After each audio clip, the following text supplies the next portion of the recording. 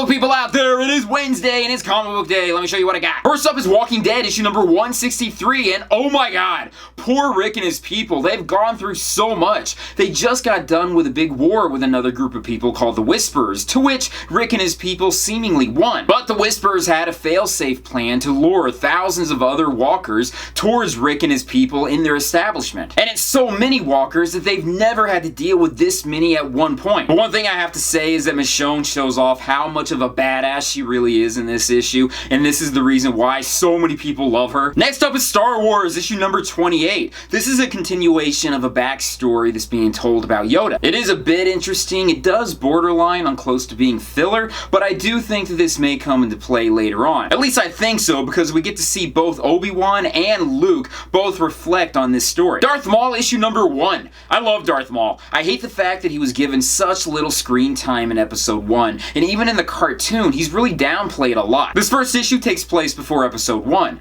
We're starting to see the inner monologue that's going on inside of Darth Maul's head. We're also starting to see that he is a very stereotypical Sith Lord, where he's rebelling somewhat against his master. And make no mistake, he is a great fighter, and he showcases his skills in this issue. Next up is Nightwing, issue number 14. This is the finale to the Blüdhaven storyline. Nightwing was set up for murder. He had to clear his name, and he established himself as being part of Blüdhaven, and for this to be his home city, which we all knew was going to happen, but I'm glad the story came out to firmly establish it. It really leaves off on a huge cliffhanger, starting up the next storyline, which I'm really interested to find out how that's going to play out. Next up is Batman, issue number 16, I Am Bane, part 1. Batman and his own Suicide Squad were able to capture the Psycho Pirate from Bane, with the hopes that the Psycho Pirate can help out Gotham Girl with her dementia. But Bane wants to get Psycho Pirate back because he needs Psycho Pirate in order to fight off his own addiction for Venom. This first part to this storyline is starting up the big battle between the two of them. This ends on a very shocking note, but I really think this is just a misdirection, and in the next issue, it's going to be a completely different thing that happened. Kind of vague, but I don't want to give any spoilers for that. All New X-Men issue number 18. This is a tie-in for the Inhumans vs. X-Men war that's going on. To be honest, this isn't a necessity to read, but it is still nice to see a little bit of a backstory on the younger version of Cyclops that's still alive in the Marvel Universe. It is kind of cool to see some of the inner workings about what's happening with him, his fears, his hopes, and how he's relating to everything with his older version of himself going a bit crazy and being killed off. It is interesting, but like I said, not essential. The last comic book I read this week was Back to the Future, Biff to the Future, issue number 1.